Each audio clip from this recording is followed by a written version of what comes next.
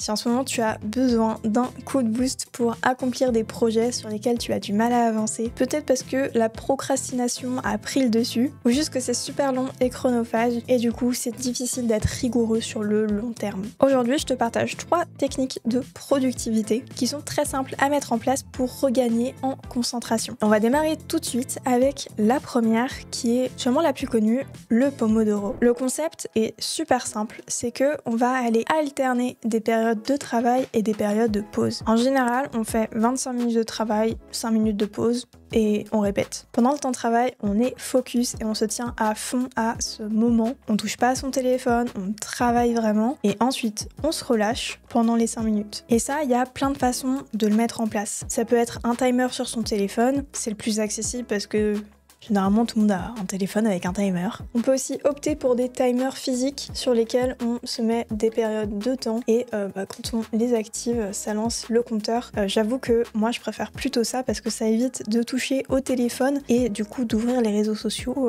entre chaque Pomodoro. Il y a aussi des sites qui lancent des Pomodoro en ligne. Il y a même des widgets Notion pour ceux qui veulent mettre ça sur leur tableau de bord. Je mets le lien en description, il y en a un que j'aime bien esthétiquement. On peut aussi retrouver des vidéos sur YouTube qui lance des Pomodoro sur certains styles de musique. Et mon préféré du moment, c'est un jeu vidéo. Ça s'appelle Spirit City Lo-Fi Sessions, où on a un personnage dans sa pièce et sur laquelle on peut lancer de la musique lo-fi, mettre des bruits d'ambiance et du coup lancer des Pomodoro dans tout ça. C'est gamifié, on gagne des points, on personnalise sa pièce. J'avoue que j'aime bien, ça me motive beaucoup. Le Pomodoro, c'est une super technique pour du court terme et sur des périodes où on a besoin d'être vraiment concentré. C'est une bonne façon de se donner une structure à condition d'être super rigoureux et de bien respecter les périodes de temps. Je conseille pas forcément le Pomodoro sur le long terme parce que au bout d'un moment, on se lasse éventuellement un petit peu. En tout cas, ça a été le cas pour moi quand je l'utilisais. Mais en tout cas, dans des moments de rush sur lesquels il faut vraiment avancer sur quelque chose, c'est vraiment super utile. Deuxième méthode, la règle des 5 minutes. Vous choisissez une tâche que vous ne voulez pas faire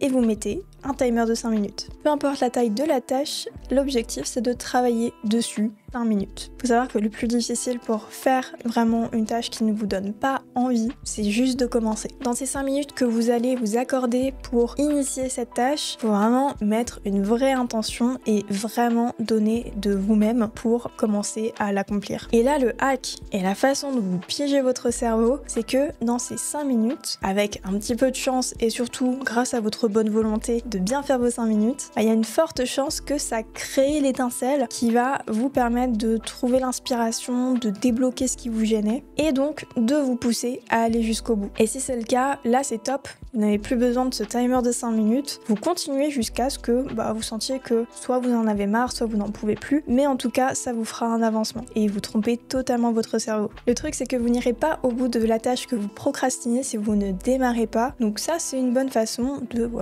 mettre un coup de pied aux fesses. Je dirais que ça peut pas forcément marcher à tous les coups, mais en général ça donne l'élan pour démarrer. Troisième technique, c'est le time blocking. C'est le fait de se mettre des blocs de temps dans son agenda selon des thématiques et surtout de vous y tenir. C'est une sorte de Pomodoro, j'irai un peu plus poussé et d'ailleurs les deux techniques marchent super bien ensemble. Le time blocking, c'est une méthode que j'avais utilisée pendant un certain temps quand je créais ma formation Notion et là il y avait tellement de choses à faire en plus de mon quotidien que je ne m'allouais pas vraiment de temps pour faire ça. Et grâce justement au time blocking, j'avais 1 heure, 2 heures dans ma journée où je ne faisais que ça. Et j'étais obligée de le faire parce que c'était sur mon agenda. Là, il y a plusieurs façons de le mettre en place également. Le plus courant, c'est avec un agenda, digital ou papier, sur lequel c'est facile de visualiser son temps sur une journée, puisqu'on va mettre des blocs et que selon la longueur, ils vont prendre tant ou tant de place. Pendant un certain temps, je le faisais aussi tout simplement à l'écrit, où je me mettais 9h-10h et le nom de mon bloc de temps. Donc on peut aussi tout simplement s'écrire une liste avec nos blocs thématiques, si on préfère. Notion, c'est aussi une bonne solution.